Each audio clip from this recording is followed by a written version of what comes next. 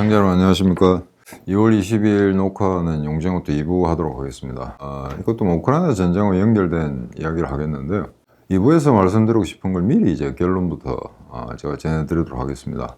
과거에 우리나라의 가장 큰 문제는 이제 종북 세력이었습니다. 그 종북만 쫓아내면은 막 대충 정리가 될 거라 생각했는데, 이게 이명박 박근혜 정부 그다음에 문재인으로 들어서면서 친중 세력들이라는 게 같이 좀 들어갔죠. 그래서 이 두 가지 적을 동시에 지금 해쳐야 된다 하는 이런 문제. 그래서 왜 이 두 개가 그냥 우리의 적인데 사실 이게 우리의 적이자 전 세계 적이다, 그런 부분을 제가 좀 말씀드리도록 하겠습니다. 그래서 요 며칠 전에 있었던 국제적 사건 중에 제일 컸던 게, 규모가 큰 회의가 이제 독일 뮌헨에서 안보회라는 게 열렸습니다. 2월 17일부터 2월 19일까지 3일 동안인데요. 거기 보니까 이제 40개국의 정상, 그러니까 대통령들이죠. 총리들, 그 다음에 이제 90명의 국방 또는 외교장관들이 참석했다. 그래서 아마 참석 인원은 거의 500명 정도. 근데 실제 거기 아마 동원된 사람은 수천 명일 겁니다. 그럼 행정요원들, 기마경찰대 이런 사람들까지 합치면. 그래서 이제 독일 뮌헨에서 이 회의가 열리는데, 꼭 이런 국제회의 열릴 때마다 좌빨들이 이제 데모를 하죠. 그래서 독일에서도 데모가 열렸는데, 아마 뒤에 그 좌파 세력들이 친러 세력들이 들어가 너무합니다. 러시아 국기를 흔들면서 우크라이나 지원을 중단해라, 이런 게 보도가 떠가지고 제가 텔레비전을 유심히 봤는데, 그 뒤에 보니까 무지개 깃발이 있더만요. 보니까 호모들, 동성애자들 호모하고 이 친러시아 세력이 어떻게 결탁이 되는지 제가 이해가 잘 안 갑니다. 왜냐면 러시아는 호모나 게이, 레즈비언들 법적으로 인정하지 않습니다. 그러니까 아주 가혹하게 다루는 나라이기 때문에 그거하고 연계된다, 이것도 좀 웃기는 이야기인데, 우연히 그게 있겠는지 그건 나중에 좀 확인해 보도록 하겠습니다. 그래서 이 뮌헨 안보회의 하나 재밌었던 거는, 이번에는 러시아, 이란, 북한이 초청 대상에서 제외됐습니다. 우리가 소위 말하는 악의 축 중에서 러시아, 중국, 이란, 북한 이 4개국 중에서 중국만 초대를 받았고, 일단 현재로서는 노골적으로 우크라이나를 친다든지 러시아에 대해 살상 무기를 전적으로 지원하고 있다든지 하는 그런 움직임은 없기 때문에 중국은 일단 불렀는데, 나중에 이제 중국을 안 부른 경우도 생기겠죠, 경우에 따라서. 그리고 이제 중요한 게 바이든인데, 바이든이 전격적으로 이제 바로 어제죠. 어제 우크라이나를 방문했다라는 게 있는데, 원래는 2월 21일부터 오늘 22일까지 이제 폴란드를 방문해서 우크라이나를 지원해준 폴란드에 감사 표시하고, 그 다음에 이어서 이제 부크레슈티 9개국이라는 게 있습니다. 루마니아 수도가 부크레슈티죠.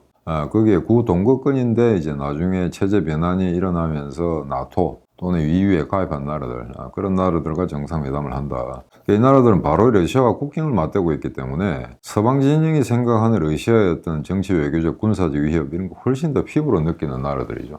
그래서 그런 나라들이 자신들의 어떤 경제 규모가 굉장히 빈약함에도 불구하고 우크라이나를 전적으로 지원하고 있다. 그래서 이 대북격인 미국이 가서 좀 따뜻거려줘야 될 그럴 필요가 있지 않나. 그래서 타이밍을 그렇게 잡았던 것 같습니다. 그리고 이제 전격적으로 이렇게 방문했다 이게 나오는데, 참 웃기는 게 2월 19일 날 그때도 미 백악관에서는 안 간다, 우크라이나 키우에 가지 않는다라고 이야기했습니다. 그래서 이제 쉽게 생각하자면 보안 문제, 시큐리티 문제 때문에 아마 극비리 진행됐다, 이런 이야기가 있는데, 제가 생각하면 미국 대통령이 겁날 게 뭐가 있습니까? 그 근처에 포탄이 떨어졌다든가 설사 죽었다고 합시다. 그럼 전쟁을 더 유리한 국민을 이끌 수 있는 거죠. 그럼 철저히 러시아를 전 세계적이다, 미국 대통령을 저격한 놈들이다라고 전세를 완전히 뒤바꿀 수가 있는 거죠. 근데 그게 겁이 나서 몰래 들어갔다? 그거는 변명이 되지 않는다고 생각합니다. 당당하게 들어가야죠. 내가 며칠 날 가겠다. 근데 아마 이런 깜짝 쇼를 하는 데는 또 다른 이유가 있는 거는, 바로 그 뒷날, 그러니까 바이든이 젤렌스키를 만나는 그 뒷날이죠. 그 뒷날이 뭐냐면은 러시아의 푸틴이 연두 교서라는 걸 다 발표한 날입니다. 그러니까 그 전에 가서 재뿌리겠다는 그런 의도도 없지 않아 있는 것 같습니다. 그래서 이 연두 교서라는 거는 바이든의 국정연설처럼 1년에 한 번 이렇게 그 나라의 대강과 앞으로 이제 정책 방향에 대해서 이제 말하는 건데, 작년에는 우크라이나 침공 때문에 그 연두교서 발표를 안 했죠. 그러고 나서 이번에 이제 처음으로 하는 거였습니다. 그래서 그건 나중에 이제 잠깐 말씀드리겠는데, 그래서 이 한 가지 이제 일본에서는 이렇게 보더라고요. 바이든의 그 방문을. 야, 정말 미국 저거 대단하다. 왜냐면은 G7 국가 중에 사실은 이제 마지막으로, 일본 빼고 마지막으로 바이든이 들어가는데, 바이든이 우크라이나를 방문한다는 거는 상당한 의미가 있습니다. 왜? 절대 여기서 전쟁을 포기하지 않겠다라는 메시지를 띄운 겁니다. 우크라이나는 반드시 이긴다, 걱정하지 마라, 내가 뒤에서 다 봐주겠다라는 겁니다. 이런 이야기를 워싱턴에서 하는 거하고 직접 위험을 무릅쓰고 우크라이나 현지에 가서 이야기하는 거하고는 전혀 차원이 다른 이야기죠. 그래서 그 뒤날 바로 이제 푸틴 연설 준비를 하고 있는데 엿먹으라라고 이제 방문하는 거죠. 그러고 이제 그냥 갈 수는 없으니까 5억 불의 군사 지원도 하겠다. 이런 거는 패키지도 이제 갖다 줬습니다. 근데 일본이 이제 뭘 이야기하냐면은 자, 극비리 진행되지 않습니까? 그러니까 이미 기자들은 다 비행기를 타게 되는 거죠. 바이든 가는 비행기에. 그런데 그 누구도 발설하지 않았다는 겁니다. 기자들이. 철저히 모두 통제를 했다는 거죠. 근데 이제 일본의 논객들 하는 이야기가 일본 적이 안 된다는 겁니다. 소위 안보의식이라는 게 미국의 10분의 1밖에 안 되기 때문에 저 중에 분명히 야 이거 비밀리에 간다. 기시다가 이번에 몰래 우크라이나로 간다. 그래 너가 입단속해라 라고 이야기하더라도 누군가 터뜨릴 거란 이야기죠. 근데 역시 미국은 미국이다. 미국 기자들도 그런 통제에 따른다는 겁니다. 그래서 하여튼 이게 원했던 거지 아니면 고민하다가 미국 대통령이 우크라이나를 안 가면 이게 정말 창피한 일이다 라고 생각해서 급거 중간에 계획이 수정됐는지 그것까지는 알 수가 없습니다. 그건 나중에 회고록 같은 데 나오겠죠. 하지만 일단 미국이 갔다는 거 아마 젤렌스키나 그다음에 우크라이나 국민 그다음에 우크라이나를 지원했던 모든 나라들이 아마 안도의 숨을 쉬었을 겁니다. 과연 서방이나 미국이 언제까지 우크라이나를 지지할 건가. 우리가 지금 열불나게 에스토니아, 리투아니아 그다음 폴란드, 루마니아 이런 나라들이 우크라이나를 지원을 하는데 미국이 지원이 끊어지면은 이제 좀 허탈해지겠죠. 그러니까 이번에 그 바이든의 방문 자체는 설사 빈손으로 갔다 하더라도 우크라이나와 우크라이나를 지원한 나라들을 갖다가 어마어마하게 격려하고 뒤에서 안심시키는 그런 어떤 심리적 효과가 있었다. 막 그렇게 지금 평가를 하고 싶습니다. 그다음에 지금 유엔 지금 안보회를 계속 이야기하고 있는데 거기에 이제 미 부통령이 갔습니다. 거기에는 파멜라 해리슨가요. 그래서 이제 푸틴의 전쟁 범죄 이걸 철저히 단죄하겠다. 여기에 이제 포커스를 뒀습니다. 인륜에 대한 범죄, 그다음 여러 가지 이제 제네바 협정, 전쟁법을 위반했다, 학살, 민간인 학살, 애들 유괴 뭐 이런 문제. 그러면서 이제 중국까지 꼬집었죠. 중국은 이미 전쟁이 시작했을 때부터 러시아를 지원해 왔다. 근데 지금 구체적으로 어떤 살상 무기가 비밀리 전달됐는지 그것까지는 모르겠습니다. 그런데 지금까지 확인된 바에 따르면 약간은 군수제품, 그 SU-35, 수호이 35 전투기에 들어가는 부품이라든가 이걸 갖다 중국에 막 라이센스 생산을 하고 있었던 모양인데 아마 다시 러시아로 역수출했던 것 같습니다. 그 다음에 이제 군용 차량이라든가 그 다음에 군수품, 어떤 전자기기 안테나라든가 이런 거는 아마 서방에서도 확인이 된 것 같습니다. 그래서 막 탄약 같은 거 아마 분명히 갔을 거다. 그러니까 이란하고 북한이 러시아의 탄약이라든가 그 다음에 드론 이런 무기들을 지원한 건 확실한데 아마 중국도 점점 수위를 높이지 않을까 그렇게 이제 예상을 하는 것 같습니다. 그 다음에 이제 영국인데 영국의 순핵 지금까지 영국이 가장 강력하게 우크라이나를 지지해왔기 때문에 총리가 바뀌었음에도 불구하고 같은 톤으로 계속해서 우크라이나를 지지하겠다. 가장 이제 강한 의조로 메시지를 전달했습니다. 전투기 공여를 포함해서 모든 지원을 검토하겠다. 그래서 영국을 포함해서 EU, 나토 모든 회원 국가들은 지금의 우크라이나 대지원 금액을 2배로 올려야 된다. 라고 이제 강한 의조로 이야기했습니다. 그 다음에 이제 프랑스의 마크롱. 사실 이번에 프랑스 마크롱의 그 스피치를 가장 많이 쿼트했는데, 원래 이 사람이 초창기에 마치 꼭 이제 그 터키 에르도안처럼 우크라이나와 러시아 사이 중재를 서려고 하는 막 그런 이상한 좀 해괴한 움직임을 보였기 때문에 상당한 이제 지탄의 대상이 됐는데, 이번에는 완전히 톤이 바뀌었습니다. 자, 유럽 방위에 대한 대규모 투자. 를 해야 된다. 그 다음에 러시아와 지금은 대화할 때가 아니다. 그러면서 이제 이 사람의 워딩을 그대로 번역하자면은 전쟁을 선택했고 러시아 가란 주어가 빠졌습니다. 러시아가 전쟁을 선택했고 전쟁 격화를 선택했으며 전쟁 범죄를 저지르고 민간 인프라를 공격하기로 선택한 러시아와 대화할 때가 아니다. 지금까지 메시지 중에 가장 강한 톤이죠. 그래서 러시아가 결코 이 전쟁을 이기게 해서는 안 된다. 라는 게 이제 언론 보도상에 자주 떴습니다. 그런데 이 사람의 스피치 내용이 하나 빠진 게 있습니다. 다른 언론들이 이제 언급하지 않는 이 사람이 뭐라고 했냐면은 이율배반적인데 분명히 러시아가 이 전쟁 이기게 해서는 안 된다라고 해놓고는 결코 러시아가 망가져서는 안 된다. 그냥 과거에 1990년, 91년에 구소비에트 체제가 멸망할 때처럼 그러면서 완전히 체제 전환이 일어나는 것처럼 그러한 혁명적 변화가 일어나서는 안 된다고 못을 박았던 겁니다. 그게 좀 이상하지 않습니까? 그죠? 그냥 이게 이제 프랑스 외교정치의 기조라고도 할 수 있죠. 자, 어차피 우리는 석유, 그 다음에 이런 가스, 이런 자원을 통해서 이렇게 상존, 상호 의존할 수밖에 없기 때문에 러시아가 완전히 뭉개져서 그게 유럽 경제에 어떤 현격한 문제를 일으킨다든지 그런 어떤 공급망의 장애가 발생해서는 안 된다. 막 이런 걸 갖다 염두에 두고 하는 이야기인데 그럼에도 불구하고 마크롱이 지금까지 러시아와 우크라이나에 대해서 이야기한 것 중에는 가장 강한 톤으로 이야기했다. 그 다음에 이제 숄츠입니다. 제일 찌질한 인간이었는데 이번에는 러시아를 제국주의라고 규정을 했네요. 이건 상당히 쇼킹한 이야기입니다. 이 단어 사용이라는 거는.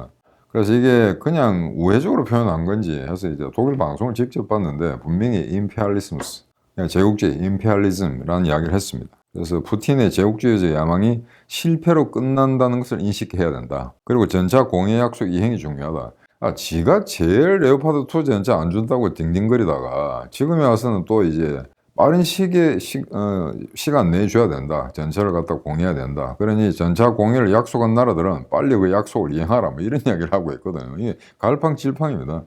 그래서 이제 야간 우스갯소리가 됐습니다만, 숄츠가 이제 이걸 정신을 차렸다고 합시다. 그래서 할 말을 해야 됐다. 그 다음에 이제 그 나토 사무총장, 옌스 스톨텐베르크는 조금 테크니컬한 이야기를 했습니다. 지금 현재 러시아의 제공권, 러시아의 공중 우세를 막아야 된다. 러시아가 지금 제공권을 완벽히 장악하고 있지는 않으나 야간 이제 남아있는 공군기 대수라든가 처음에 개전할 때 우크라이나군의 공군이라는 게 정말 형편없죠.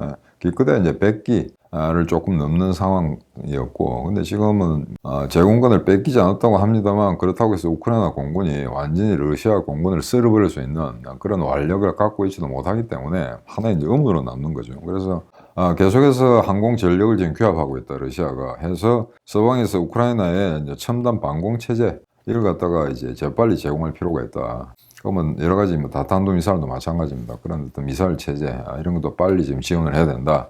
이건 나토 사무총장으로서 세계에서 가장 강력한 모력을 가지고 있는 집단 안전보장기구의 사무총장으로서는 당연히 해야 될 이야기죠. 자, 그럼 이제 젤렌스키는 어떤 식으로 표현을 했냐? 젤렌스키는 이 상투적인 표현일 수도 있는데, 이제서야 다윗과 골리앗이라는 이야기를 했습니다. 성경, 구약 성경을 빗대서, 그러니까 우크라이나가 다윗이라는 이야기죠. 그다음에 러시아가 골리앗이다. 맞는 이야기입니다. 그 군사적 규모나 경제 규모로 와서는. 근데 성경에서는 다윗이 이깁니다. 골리앗을 이기니까 그렇게 되지 않겠느냐 라는 뜻에서 젤렌스키가 민주주의를 수호하기 위해서 더 많은 투자를 해달라. 그 다음에 직접적으로 표현 안 했습니다. 만약에 우리가 무너진다면 그 다음에 러시아가 노리는 건 너거다 라는 이런 이제 메시지를 우회적으로 전달했습니다. 그런데 이제 이 뮌헨 안보회의를 통해서 하나 이제 관심의 대상이 됐던 거는 지난번에 이제 중국의 열기구, 정착 열기구가 미국 상공에 떠서 그걸 격추시키지 않습니까? 그런데 비슷한 시기에 북미 상공에 떴던 4개, 그러니까 1+3, 4개의 열기구를 다 이제 격추시켰는데, 이 바이든 대통령이 또 그런 이야기를 하더라고요. 격추시키고 나서 가만히 보니까 그 중에 한 개만 진짜 중국 정찰 위성이더라. 정찰 열기구더라. 나머지는 아니더라 이겁니다. 중국과의 직접적인 연관관계를 찾을 수가 없다. 그러면 좀 이상합니다. 그러면 그 열기구를 띄운 어떤 다른 국가들이 있겠죠. 그러면 이제 그 국가들이 항의를 한다든지 그래 했어야 되는데 그런 이야기 나오지 않고 있습니다. 그러니까 이것도 중국이 띄운 게 맞지 않냐. 그렇게 이제 합리적 의심을 할 수밖에 없는 거죠. 그 때문에 블링켄이 중국 방문하려 하다가 중단했는데 뮌헨에서 만났습니다. 만났는데 이걸 비공식으로 했습니다. 공식적으로 하게 되면 말하기가 굉장히 껄끄러운데, 그래서 언론 보도에 따르면 둘이가 만나서 골방에서 어지간히 싸웠던 모양입니다. 그래서 열기구에 대해서 참을 수가 없다. 블링켄이 그렇게 상당히 강한 어조로 이야기했고, 왕이 역시 지지 않으려고 하고 굉장히 강한 톤으로 반박했던 것 같습니다. 그러니까 온 세상에 지금 열기구가 거의 한두 개가 아닌데 그럼 다 떨어뜨려야 되나. 그래서 처음에 이 사건이 났을 때는 그냥 미안하다, 유감스럽다라고 해놓고는 자꾸 자기 변명을 했죠, 중국이. 그러니까 중국이 다시 또 옛날로 돌아갈 수가 없으니까 점점점 이제 어조가 거칠어집니다. 그래서 둘 다 그냥 격한 어조로 싸우다가 그만뒀다라는 이야기가 있는데, 이거는 나중에 확인해 봐야 되겠습니다만, 만약에 왕이가 만나자고 하는데 블링켄이 만나지 않겠다라고 하면 이것도 쫄보가 되거든요. 그래서 누가 먼저 만나자고 했는지도 모르겠습니다. 아마 미국이 야 좀 따지고 보자 라고 했을 수도 있고, 오히려 왕이가 선제적으로 나왔을 수도 있는데 언론 지상에서는 그거 확인할 길이 없습니다. 다만 여기서 미국이 일단은 피해자이기 때문에 그에 대해서 강하게 대받아치지 않을 수가 없거든요. 그래서 여하간 일단 싸워야 될 일을 싸웠다, 이런 게 되겠습니다. 나중에 왕위의 행보는 또 뒤에 가서 좀 말씀드리기로 하고, 그 다음에 여기서 이제 이 뮌헨 안보회의가 끝나고 나서 푸틴의 연두 교서가 있었는데 막말, 이게 김여정을 방불케 하는 그런 이야기입니다. 저거가 먼저 우크라이나를 쳐놓고는 전쟁을 일으키게 한 것은 그들이다. 그들이 누구겠습니까? 우크라이나와 서방이다 이거죠.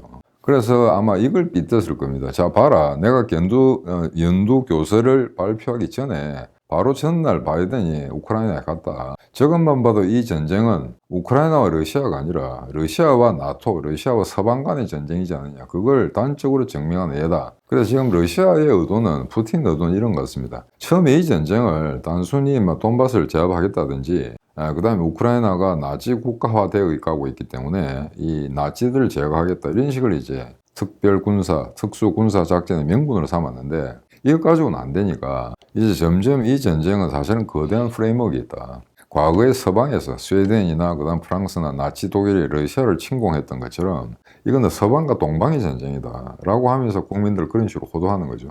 그런데 이 온갖 이 메시지, 그 다음에 언론 매체가 창궐하는 이 인터넷 시대에, 이 언론의 자유 시대에 대다수의 러시아 국민들은 지금 현재 푸틴을 지지하고 있습니다. 상당수의 많은 사람이 지지하고 있고, 언론 조작도 있겠습니다만, 그리고 이걸 갖다가 만약에 우크라이나에 대한 전쟁이 아니고 서방과의 전쟁이다라고 하면은 더 많은 사람들이 호응한다는 걸 얘들이 알고 있는 거죠. 그래서 이번 연두 교수에 나왔던 거는 아마 전쟁의 프레임워크, 전쟁의 향배, 전쟁의 기본 성격, 이걸 갖다가 동방과 서방의 대결, 러시아와 서방 세계와의 대결 구도, 이런 식으로 지금 이렇게 개념을 전이해 나가는 그런 계기로 삼았던 것 같은데, 조금 테크니컬한 이야기는 핵무기 비확산을 위해서 이제 2010년에 미국하고 러시아가 합의한 내용이 있습니다. 그게 뉴 스타트라 그래가지고 신전략무기 감축 협정인데, 이게 참여를 중단한다. 근데 완전히 탈퇴하겠다 이야기는 또 안 했습니다. 그냥 참여를 중단한다고만 했지, 이걸 완전히 이제 뿌리채, 송두리째 없애버리겠다라고 하진 않았고,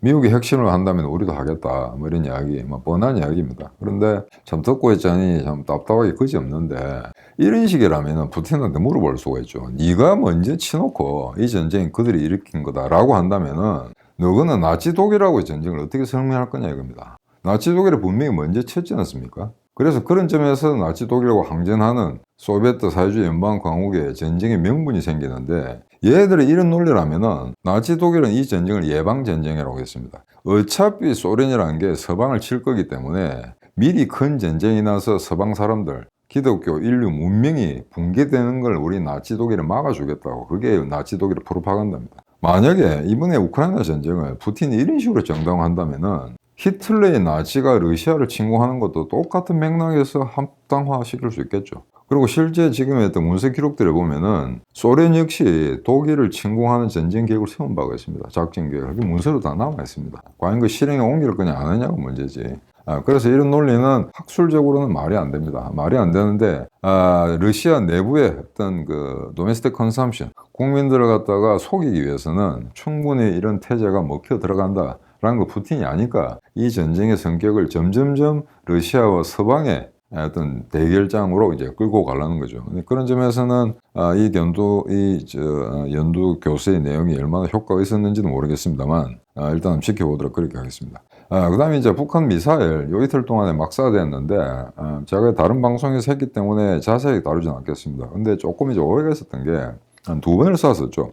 2월 18일 평양 순안, 그 다음에 2월 20날 평남 숙천인데, 이게 두 번째 미사일 쏘고 난 다음에 제가 방송을 했는데, 아마 그게 화성 15호 똑같은 아마 ICBM 탄도미사일로 그래 생각했었는데, 그게 아닌 모양입니다. 두 번째는 김여정이가 두 번째 도발하고 난 다음에는 이거는 방사포다, 대구경 방사포다라고 이야기했는데, 방사포는 제가 지난번에 말씀드린 것처럼 이 자체가 역시 탄도미사일입니다. 포탄이 날아가는 게 아니고 안에 장착된 미사일이 날아가는 거기 때문에, 그런 차원에서는 지금 우크라이나에서 활약하고 있는 하이마스, 이것도 안에 탄도미사일입니다. 그냥 야포했던 포탄이 아니고, 그러니까 한 개 1억이 넘는 거죠. 포탄은 게 미사일 한 발에. 그러니까 지금 그걸 그쪽에서 이제 주장을 그렇게 하니까 그렇게 받아들일 수밖에 없는데, 이거는 대표님이 아마 간간히 말씀을 쭉 하셨는데 여러분들이 기억을 못 할지도 모르겠습니다. 그러니까 방사포하고 일반 탄도미사일하고를 뒤섞어서 이걸 마구잡이로 한번 쏴대게 되면 정말 막을 길이 없을 거다. 그런 거죠. 방사포 같은 경우에는 그 12 Soldiers라고 그 영화, 미국 영화에도 나옵니다만, 한 대에 안에 16발, 20발 정도가 적재되는, 그래서 이걸 한꺼번에 만약에 미사일 형식으로 쏴대게 되면 어마어마한 위력이죠. 그래서 얘들이 이제 두 번에 걸쳐서 이런 도발을 했는데, 일단은 쏜 기종이 그렇다는 거. 처음에는 이제 고각 발사를 했고, 초대형 방사포 2발 발사했는데, 이거는 사실상 전술 미사일, 택티컬 미사일이라고 봐야 될 것 같습니다. 그래서 그것 때문에 뮌헨에 나가 있던 한미일 외교장관들이 긴급 회동을 했고, 각각의 메시지를 이제 규탄声明을 냈습니다. 뭐 공동声明은 아니고 입장만 급하니까 바로 발표했고요. 그 다음에 군사적으로도 이제 대응이 있었습니다. 같은 날 2월 19일 날 한미 연합 공중훈련이 있었고, 미일 연합 공중훈련이 있었습니다. 약간 뭐 전투기, 전폭기, 뭐 전략 폭격기 한 10대 정도가 이제 동원됐는데 아마 거의 동수였지 않나라고 생각됩니다. 그래서 전략 폭격기 핵무기를 탑재한 B1B 검은 백조라는 거 한미 공중훈련에 이제 다 동원이 됐다. 그리고 오늘 바로 오늘 2월 22일이죠. 오늘 이제 약속된 확장 억제 수단 운용 연습이라는 게 한미 간에 실시가 됩니다. 그 다음에 3월 중순에 이제 프리덤 쉴드라는 거, 자유의 방패라는 훈련이 계속되고요. 그래서 이런 이번에 도발에 대해서 일단 한미일 삼각이 아주 기민하게 대처했다는 부분은 인정해야 될 것 같습니다. 그리고 지난번에 이제 푸놈펜 회의 때 한미일이 북한의 미사일 도발에 대해서 실시간으로 정보를 공유하자 이런 이야기를 이제 발표를 했었는데, 이번에 처음으로 이 삼국 간의 실시간 공유가 이루어졌습니다. 이건 뭐 대단히 군사적으로, 군사 기술적으로 고무적인 일이라 봐야 되는데, 아마 여기서 그에 대한 어떤 정치적 효과라든가 이런 건 제가 언급하지 않겠습니다.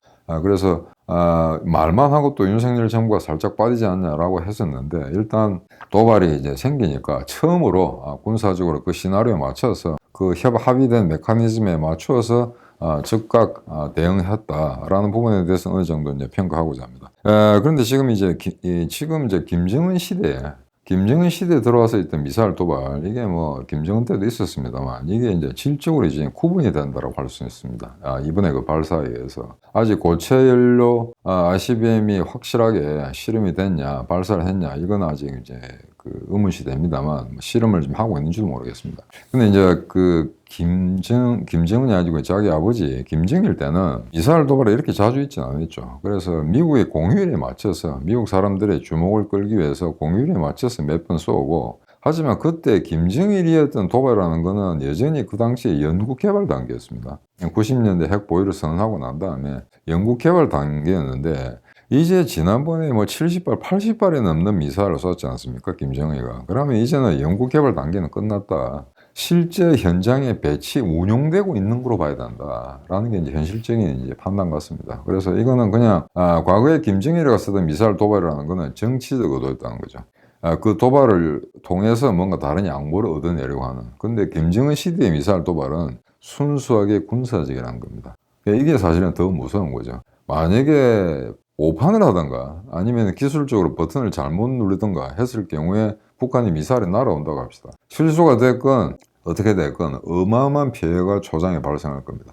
그리고 과연 이제 전쟁을 오랫동안 겪지않은 한국이 그런 난국을 제대로 수습할 수가 있을지, 그게 굉장히 이제 우려되는 그런 상황인데, 그래서 저 같은 경우는 이번 사건을 통해서, 그 다음에 특히 작년 한 해 동안에 그 셀 수도 없는 미사일 도발, 그 다음에 이번에 어떤 화성 15 쏜 거, 이런 걸 갖다 시결적으로 쭉 분석해 봤을 때, 이제는 더 이상 이걸 정치 외교적으로 블러핑을 통해서 뭔가를 얻으려고 하는 이런 상투적인 해설은 이제 필요가 없다. 정말 순수하게 군사적으로 이제 동북아 안보 정세를 대결장으로 몰고 가려 하고 있다. 그래서 거기에 북한이 주도적인 역할을 맡으려고 한다. 이런 낌새를 갖다 느낄 수가 있습니다. 그래서 이제 이건 중국 이야기를 좀 넘어가게 되겠는데요. 결국 중국, 러시아, 그 다음에 이란, 북한, 이게 사실상 그렇게 공식적으로 규정하지 않았습니다만 지구상에 현존하는 가장 무도한 악의 축 세력으로 그렇게 규정하지 않을 수가 없게 되는데, 최근에 이제 호주가 보수 정권이 무너지고 난 다음에 약간의 좌파 색깔을 지닌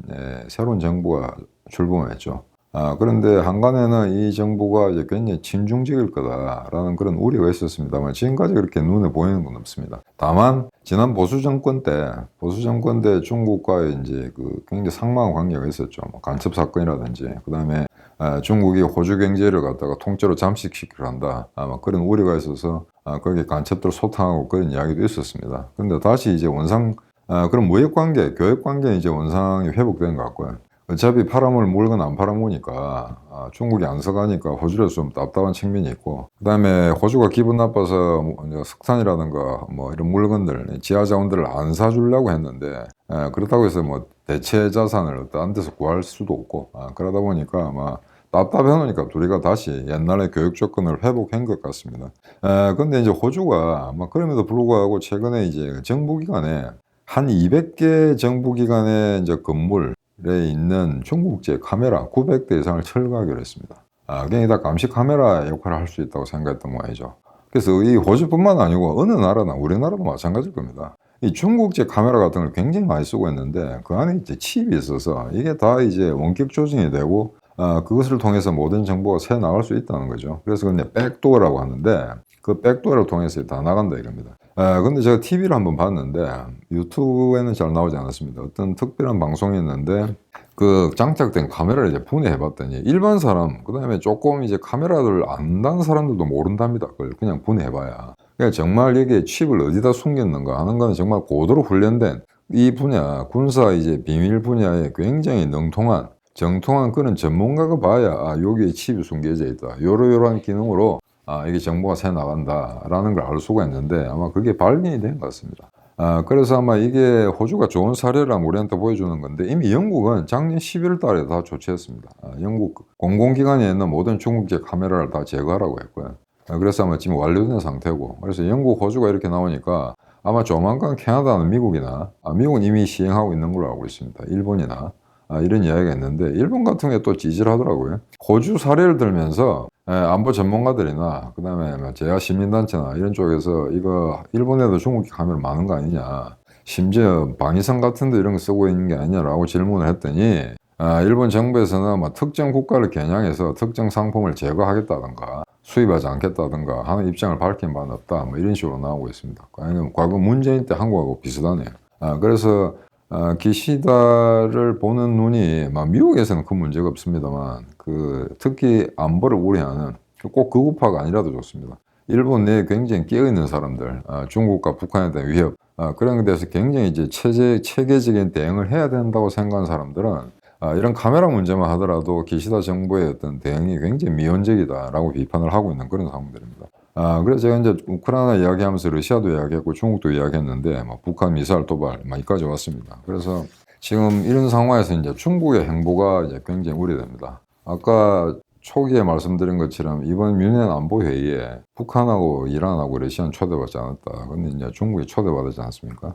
근데 지금까지 중국은 큰 나라들, 나토 회원국 중에서 영독불이라든가 미국이라든가 캐나다라든가 일본이라든가 이런 큰 나라들하고는 별로 상대하지 않았습니다. 좀 만만한 나라들 구워 삶아가지고 이제 대중 포위구들을 갖다가 서서히 균일을 내려고 하는, 근데 이제 큰 나라는 균일을 내기 힘드니까 조그만 나라들, 헝가리 같은 나라들 요런 데를 파고 들어가지고 대중국 포위구도 이런 데서 흠집을 내고자 했는데 이번에는 좀 행보를 달리 했습니다. 큰 나라부터 먼저 잡아보자. 그래서 왕이가 이번에 이제 여러 개 나라들을 순방을 했는데 이거는 아마 기본적으로 이 유럽의 여러 나라들을 돌면서 한 가지를 이야기했던 것 같습니다.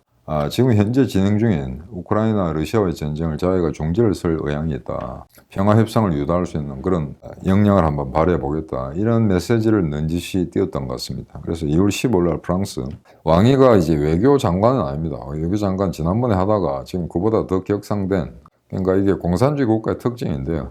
외교부장이라는 직함, 이게 이제 외교장관이긴 한데 이거보다도 국무원의 이제 외교부장이 더 높은 직위를 가지는 거죠. 그래서 2월 15일 날 프랑스, 2월 17일 날 이탈리아, 독일, 그 다음에 2월 20일 날 헝가리에 대해서는 중국이 꽤 오랫동안 투자를 했습니다. 그래서 하나 웃기는 거는 헝가리가 빅토르 오르반이라는 사람이 사실은 극우에 가까운데 또 이놈들이 워낙 부패한 정권이다 보니까 또 중국하고 뇌물을 받았는지 중국의 어떤 그 투자, 헝가리에 대한 투자 이런 걸 갖다가 무제한적으로 받아들여가지고 헝가리 인프라 사업 같은 거 거의 중국에 잠식 당하다시피 하는 그런 현상이 지금 배태되고 있습니다. 그래서 아마 이번 그 일정에 헝가리를 포함시킨 것 같고 아마 러시아도 방문한 것 같습니다. 요거까지는 제가 정확한 시간을 포착하지 못했는데 아마 러시아 방문을 하는 걸로 해서 이제 그 1달러 내는 걸로 그렇게 되는데 아마 여기서는 이번에 지금까지 이제 점점 수세에 몰리는 우크라이나 러시아 전쟁으로 인해서 러시아가 완전히 국제적으로 고립되긴 했습니다만 그와 더불어서 여전히 서구가 한편으로는 중국과 미국 사이에서 약간의 이제 그 밸런스 역할을 하고자 했던 이유 국가들이 다 중국에 등을 돌리는, 너희도 같은 편 아니냐 라는 식의 행보를 보이면서 중국도 상대적으로 고립되기 시작했죠. 그래서 이 고립된 그런 상황을, 이런 국면을 타개해 보기 위해서 왕이가 재빨리 이런 나라들을 지금 돌고 있는 게 아닌가 막 그렇게 지금 해석이 되고 있습니다. 그런데 지금 중국과 러시아의 관계 조만간 아마 시진핑하고 푸틴이 정상회담을 하게 될 거로 그렇게 예측이 되고 있습니다. 그래서 왕이가 러시아를 방문하게 된 거는 그 사진 조율 작업이 아니겠는가 막 그렇게 지금 짐작이 되고 있는데 이게 이제 상당히 좀 볼만합니다. 교역액이 러시아와 중국과의 교역액이 작년에 220조 원이었습니다. 사상 최대 규모였습니다. 24조가 아닙니다. 240조입니다. 이상하죠. 그냥 이렇게 되니까 전략물자라든지 그다음에 뭐 반도체부터 시작해서 무기로 전용될 수 있는 그 어떤 부품이나 장비 같은 것도 러시아에 수출해서는 안 된다라고 EU하고 미국이 단단히 이렇게 공조체제를 유지하려고 했는데 막상 들여다보니까 이제 중국이 대체 자산으로 등장하면서 결코 무역이나 교역이 그렇게 위축된 게 아니다라는 걸 알 수가 있는 거죠. 박상호 같은 놈은 또 이런 거 보고 이제 러시아가 건재하다라고 이제 떠오르고 있는데 아마 그거는 또 별개의 문제입니다. 그다음에 이제 러시아가 중국에 대해서 수출하는 거 이게 전년 대비 1.5배가 늘어났습니다. 그다음에 이제 반대로 중국이 러시아에 대해서 반도체 수출하는 거 요게 전쟁 발발 전하고 대비해 보니까 무려 10배입니다. 그러니까 이건 확실히 알 수가 있죠. 전쟁이 발발하자마자 서방의 반도체가 더 이상 러시아에 들어가지 않는다는 거죠. 그럼에도 불구하고 미사일이라든가 전차라든가 군용기라든가 계속해서 생산이 되고 있기 때문에 러시아의 군수 산업이 파괴됐다, 망가졌다고 하는데도 왜 군수품들이 계속해서 생산 라인에서 등장하느냐 하는 것은 결국 반도체, 가장 중요한 이 반도체라는 게 중국 애들이 꾸준히 끊임없이 수출을 해줬다는 겁니다. 그래서 지금까지 버티고 있다는 이야기가 되겠죠. 물론 그간에 그 과도기적인 그 과정 중에 반도체가 부족해가지고 가전제품에 그 반도체를 뜯어내서 무기에 장착시켰다가 무기가 제대로, 그 정밀 무기가 제대로 작동하지 않는 그런 현상들도 몇 번 이제 목격이 됐습니다만 여하간 전반적으로 봤을 때 서방이 생각한 것보다는 그렇게 군수 경제라든가 러시아 경제 전반이 여전히 잘 버티고 있다. 뭐 이런 식의 좀 논평을 하는 것 같습니다. 그럼에도 불구하고 일단 그렇게 이제 여러 나라들이 러시아를 제재를 가하니까 인플레는 엄청 솟았죠. 한 1년 만에 이제 11%가 올라갔습니다. 인플레가. 그러다 보니까 러시아의 사람들의 이제 국민들의 소비 생활 이런 거는 이제 상당히 이제 험한 국민이 되는데 맥도날드나 그다음에 스타벅스 같은 게 다 철수했지 않습니까? 그러다 보니까 그와 유사한 유사품을 만드는 러시아 업체가 지금 만들고 있고, 뭐 콜라도 뭐 비슷한 맛을 내는 그 러시아제 콜라가 있다고 합니다. 그래서 아마 슈퍼마켓에 가면은 여전히 물건들은 꽉 차 있다. 그래서 소비 생활에 큰 문제는 없으나 다만 물가가 어마어마하게 올랐다. 이것도 아마 러시아 국민들이 현재는 이제 체감하고 있는 것 같습니다. 그래서 여기서 이제 말씀드리고자 하는 건 제가 앞부분에 말씀드린 것처럼 자, 지금 현재 우리가 북한은 주적이라는 건 말할 나위가 없죠. 그 다음에 그 뒤를 받쳐주는 중국. 북한이 여전히 버티고 있다는 거. 저렇게 지금 사상 최악의 기근이라든가, 그 다음에 이제 경제적 봉쇄, 이런 걸 당하고 있음에도 불구하고 사치품을 수입하고 여전히 핵무기를 만들 수 있는 여력이 있다는 건 중국이 여러모로 뒤에서 받쳐준다는 거죠. 그래서 이런 상황에서 중국은 결코 우리의 무역 파트너가 될 수 없다는 걸 여기서 항상 강조하고자 합니다. 자, 제가 하나 예를 들겠습니다. 이번에 우크라이나 전쟁이 터졌는데 전 세계 196개 나라 중에 실질적으로 우크라이나를 지원한 나라는 서방이 계산하건대 46개밖에 되지 않습니다. 전 세계 나라 중에 25%밖에 지원을 안 한다는 거죠. 그러면 다수가 아니지 않느냐라고 말할지 모릅니다. 근데 가만 생각해 보십시오. 우크라이나를 도우지 않는 나라는 어디냐? 아프리카, 중동, 남미입니다. 동남아. 이거는 나라가 아닙니다. 이런 나라들은. 제가 늘 말씀드리는 것처럼 국제사회라는 거는 문명 수준을 어느 정도 확보한 서구 가치를 지닌 몇 나라밖에 되지 않습니다. 북미 대륙, 일본, 호주, 뉴질랜드, 그 다음 서유럽. 그게 사실은 그게 인류 사회라는 겁니다. 그게 문명 사회라는 거고 다른 지역은 백날 해봐야 어떤 경우가 생기더라도 쟤들을 우크라이나에 지지 안 합니다. 쟤들. 특히 인도 같은 경우도 애매한 입장 취하죠. 그 다음에 남아공 같은 경우에는 거의 노골적으로 러시아 편들죠. 이런 상황이기 때문에 그걸 국제사회 일원이라고 이야기해서는 안 됩니다. 문제는 누가 문명국가냐, 누가 문명화된 지역에 살고 있냐라는 이야기입니다. 그런 점에서는 이 수치라는 거, 196개 나라 중에 겨우 46개가 우크라이나를 지지하고 있다. 그런데 이 통계에 하나 이제 놀라울 일은 이 46개 중에 한국이 들어가 있습니다. 여하간 찌질하지만 의복과 식량을 우크라이나에 지원을 하고 있기 때문에 의약품 같은 거에 물론 이제 지원하겠죠. 그런데 비살상 무기는 지원하고 있으니까 다른 나라에 비해서는 미흡합니다만 일단 아슬아슬하게 한국도 이 46개 나라에 포함되어 있는 거죠. 그래서 이런 측면에서 뭘 말씀드리고자 하냐면은 자, 다시 한번 정리해 드리겠습니다. 우리의 적은 북한과 중국이다. 러시아, 이란은 지금 당장 급하게 우리한테 이제 위협을 가하는 그런 세력이 아니기 때문에 접어두도록 합시다. 짱깨 들어가 종북 세력들입니다. 국내에 있는.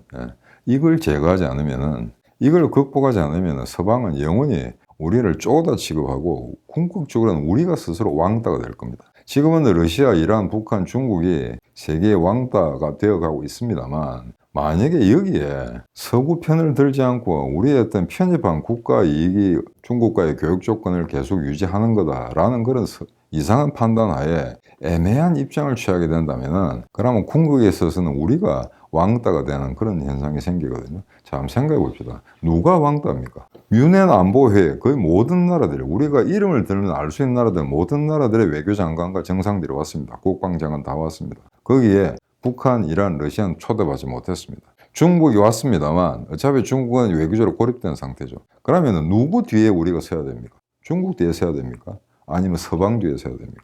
우리는 서방 국가입니다. 중국과 러시아는 영원히 인류가 끝날 때까지 동방 국가로 남습니다. 하지만 지리적으로 동방에 위치한 한국과 일본은 이미 서구화된 나라입니다. 그리고 그 서구가 한국과 일본은 서구 국가로 인정해 주고 있습니다. 근데 여기서 만약에 한국이 일탈해서 중국, 러시아에 붙지는 않겠지만 어느 정도 거리를 계속해서 유지하고자 한다면은 궁극적인 순간에 서구가 우리를 왕따시킬지 모릅니다. 지금 우리가 왕따 되지 않았다고 안심해서는 안 됩니다.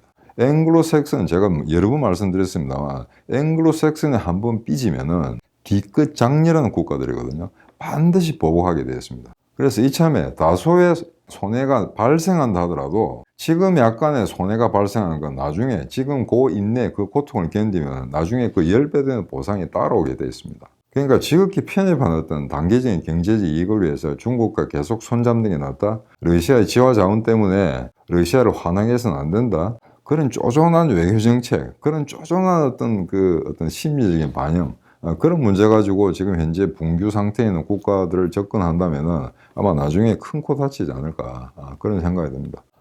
그래서 제가 여기 혁명 21당에 들어오기 전에 여러 군데 이제 초청받아서 강연 같은 걸 주로 나갔었는데요. 학교 같은 데도 많이 갔습니다. 심지어 뭐 고등학교 같은 데도 갔었고. 그래서 이제 안보 관계, 중국과 멀어져야 된다. 그 다음에 북한은 영구, 불구 대춘의 원수다. 그 다음에 러시아, 이란 같은 나라는 영원히 거리를 둬야 된다. 이런 논지로 이제 이미 페이퍼를 배부를 했습니다. 그래서 그 페이퍼에 대한 내용에 따라서 강연을 하려고 하는데 이미 좌파 세력들이 그 세미나를 방해하려고 포진한 게 눈에 보였습니다. 그래서 제가 초장에 이랬죠. 세미나 시작하기 전에. 여기서 민족이 국가보다도 더 중요하다고 생각하는 사람들은 자리를 떠라. 내 강의를 듣지 말으라고 했습니다. 근데 그 말을 잘 못 알아듣더만 보니까 아무도 일어나질 않습니다. 그래서 제가 바로 막말을 했죠. 이렇게 쇠둘러서 이야기하니까 너 잘 못 알아듣는 것 같은데 북한하고 중국 빠는 애들은 빨리 교실에서 나가라 그랬습니다. 결국 그래도 한 사람도 나가진 않더만요. 그래서 저는 강의를 시작하고 그 다음에 조용히 끝냈습니다만, 자, 한번 보십시오. 지금 우리가 우리보다 더 잘 살다고 생각하고 우리가 정치 경제적으로 벤치마킹한 나라들, 그런 나라들의 민족이란 말을 씁니까? 프랑스, 독일, 이탈리아, 미국, 캐나다 이런 나라의 민족이라는 이야기를 씁니까? 네이션이란 말, 내셔널리즘이란 말. 19세기 용어들입니다. 20세기도 거의 쓰질 않습니다. 20세기의 내셔널리즘을 이야기했던 나라들은 주로 사회주의권이나 그다음 민족 해방 노선을 따르던 좌파 색채를 가진 정권들이 오히려 더 주장했던 민족이지, 이미 문명화 고도 경제개발 사회로 넘어선 그런 나라들 같은 경우에는 절대 민족이라는 단어를 쓰지 않습니다. 그래서 북한이 생물학적으로 DNA가 우리하고 공유하는 게 많다고 해서 일본이나 미국, 캐나다하고 보다도 더 아마 친근하다? 결국 그들과 같이 살 수밖에 없다라고 생각하면 곤란하다는 이야기입니다. 생물학적 DNA 별로 중요한 거 없습니다. 친척과 이웃과의 관계에 대해서 옛날 오래된 우리 속담도 있지 않습니까? 그죠? 먼 친척보다는 가까운 이웃이 낫다고. 맨날 싸우고 우리를 위협하는 그런 친척이 있어봐야 뭐하냐, 그죠? 그런 친척보다는 우리가 답답할 때 도와주는 그런 우방이나 이웃이 더 필요하다는 거죠. 굉장히 상식적인 이야기인데, 아직도 김영삼이가 뭐라 했으면 민족보다 중요한 개념이 없다고 했지 않습니까? 이게 보수 우파의 대통령으로 할 소리는 아니거든요. 세상이 변하는데 이미 근대 사회가 뭐냐? 민족 개념을 탈각하는 겁니다. 후진국들 같은 경우는 민족 개념을 통해서 근대화로 나갔습니다만 서구 선진국들은 절대 그렇지가 않죠. 그리고 한국은 이제 그런 민족주의에 매몰되어 있을 그런 나라가 아닙니다. 세계 GDP 규모 10위에 있는 나라거든요. 그런 나라에서 이 캐캐묵은 향토적인 그런 단어들에 매몰돼서는 극히 곤란하다는 거죠. 그래서 지금 전 세계는 앞으로 당장 곧 그림이 그려질 것 같습니다만 러시아, 중국, 이란, 북한과 그들을 도우는 일부 국가들, 그 다음에 그들을 적대시하는 국가, 이 두 개의 범주로 세상은 분리될 겁니다. 자, 오늘 방송 이거로 마치겠습니다. 안녕히 계십시오.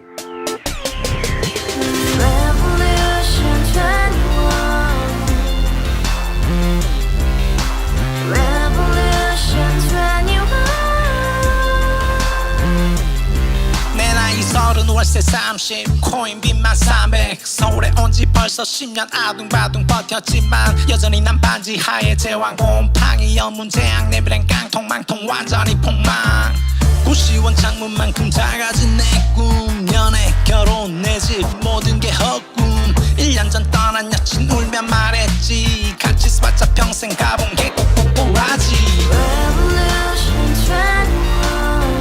가바후스 700 나도 소유주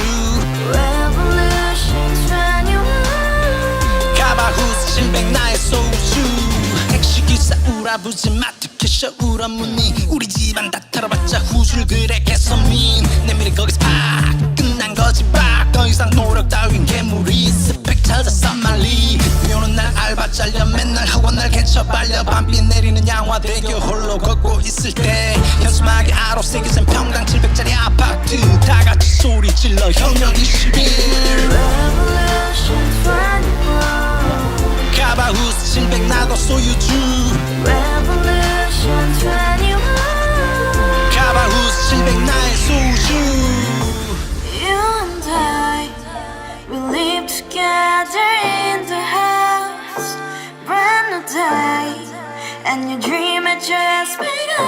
Yeah